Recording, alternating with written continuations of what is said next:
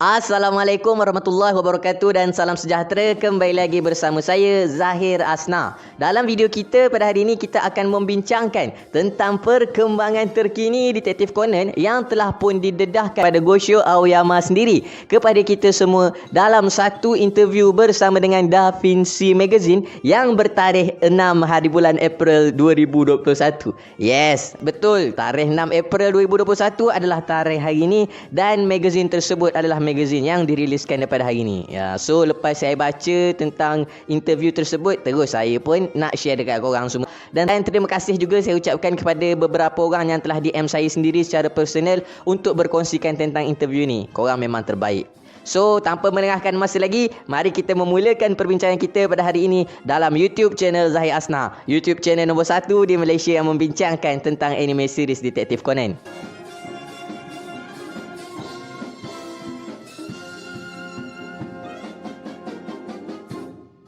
Untuk pendedahan dalam perkembangan cerita terkini, pada kali ini memang sangat-sangat menarik bagi saya. Yang mana dalam interview tersebut, mula-mulanya Gosho Aoyama telah pun memberitahu kepada kita semua bahawa dia telah mengkonfirmkan ataupun dia telah mengesahkan bahawa sebenarnya watak Ram adalah watak Wakita Kanenori. Yes, bagi para pembaca manga memang kita semua dah tahu yang Ram tu adalah Wakita Kanenori. Tapi bagi sesetengah orang yang hanya menonton anime saja, benda ni dianggap spoiler lah bagi mereka kan. So dekat dalam interview tu Gosho Aoyama telah pun mengesahkan untuk semualah, sama ada yang tengok anime sahaja ataupun yang baca manga, bahawa Wakita Kanenori itulah sebenar-benarnya watak Ram. Dan Gosho Aoyama juga memberitahu kepada kita semua bahawa dalam flashback Andrew Camel yang dilukiskan dalam episod yang ke-500 hingga 504, iaitu The Clash of Red and Black, masa dia lukis tentang seorang lelaki yang berjumpa dengan Akai Suichi tapi tak berjaya ditangkap disebabkan oleh kecuaian Andrew Camel.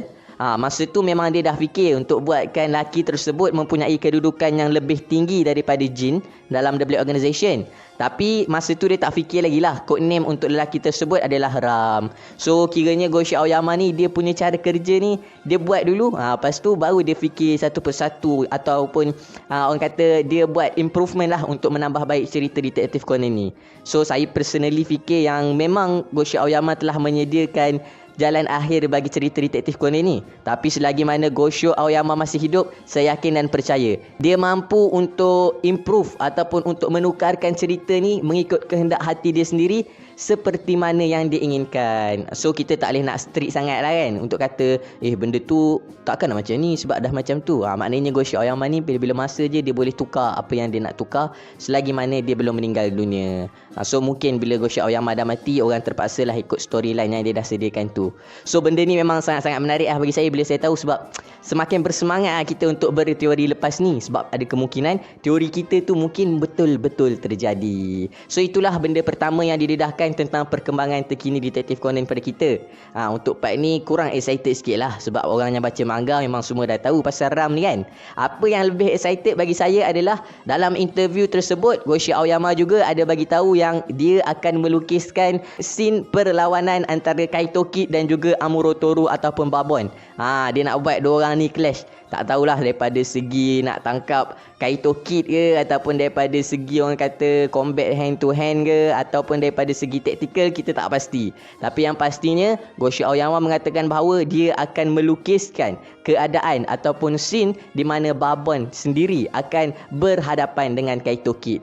Kalau sebelum ni Kyogoku Makoto dah pernah jumpa Kaito Kid, Heiji Hattori dah pernah berhadapan dengan Kaito Kid kan, dan beberapa watak yang lain macam Inspektor Kome pun dah cuba untuk tangkap Kaito Kid. Kali ni dia nak buat Babon pula, iaitu Amuro Toru, untuk berjumpa dan berhadapan dengan Kaito Kid untuk cuba merungkaikan helah-helah Kaito Kid lah saya rasa kan. So memang excited lah untuk saya sebagai seorang peminat Kaito Kid dan juga peminat kepada Amuro Toru, memang sangat excited bila tahu yang dia akan lukis tentang sini.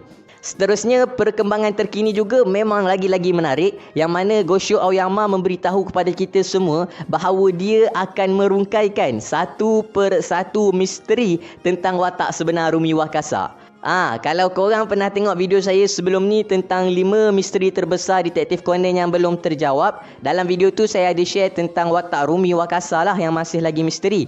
Tapi hari ni kita telah pun diberitahu oleh Gosho Aoyama bahawa misteri tersebut akan dirungkaikan satu persatu, step by step. Memang sangat-sangat menarik bila saya tahu tentang benda ni. Maknanya misteri yang selama ni kita tertanya-tanya akan dirungkaikan kepada kita semua. Siapakah sebenarnya watak Rumi Wakasa? Watak baik ke ataupun watak jahat? Member The Black Organisation ke ataupun ejen CIA ke ataupun ejen MI6 ke ataupun ejen FBI? Kita pun tak tahu, ataupun dia sebenarnya adalah orang biasa saja.